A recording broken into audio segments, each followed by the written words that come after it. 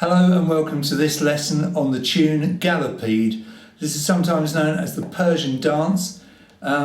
It's fairly tricky in places, really good fun to play, and I've done what I hope you will find a really good arrangement of it with lots of interesting bits and pieces. We're in the key of G major and we're 4/4 counting, so 4 beats the bar, fairly standard DG Melodeon stuff. The first bar, bar naught as we call it, is called bar naught because it's not a complete bar. It has these anacrustical notes in it. Terrible word that, but it just means pick-up notes.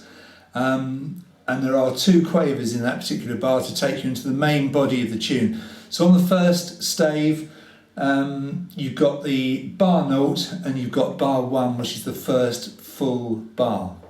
So to start, pull the bellows out a little way. You get your little finger on the note D. On my Melodeon it's button 6, it may be button 5 on yours.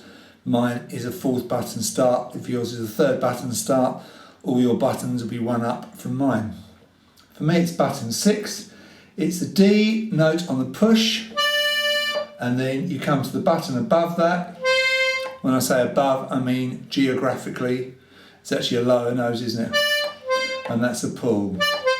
Now the way you count that is like this. You're going to count 1, 2, 3, 4 and 1, 2, 3, 4 and those 2 quavers come on 4 and. I always write the first note of the tune at the top of page 1 so you know where to set yourself for the start. I often think that helps. Okay, bar number 1 now, the first full bar of the tune. You can see an A in a box right above it. That is a rehearsal mark. Some people ask me about these rehearsal marks, and it simply means just that. Sometimes if you're playing in a band, the conductor or the band leader will say, okay, we're going to go from B now, we're going to go from A now, and it's simply that. Sometimes these parts are repeated, but not always. So this is the beginning, the proper beginning of the A part. This tune has an A part, a B part, and a C part. It's a G chord. You're going to do a fairly classic G push, D pull, so par, bass note chord on that first bar, and it sounds like this.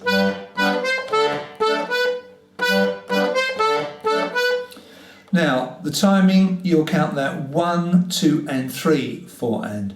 Crotchet 2 quavers, crotchet 2 quavers. So for the first half of the bar, the basic action is a push. When you do that pull note on the C, make sure your bass is not still ringing. And similarly here, on the second half, the basic action is a pull, but you've got that end note there, that last quaver, that B, which is on the push, so make sure you've lifted off the bass before you play it. Reminder to keep the bellows up, don't let it droop down like that, keep it fairly square.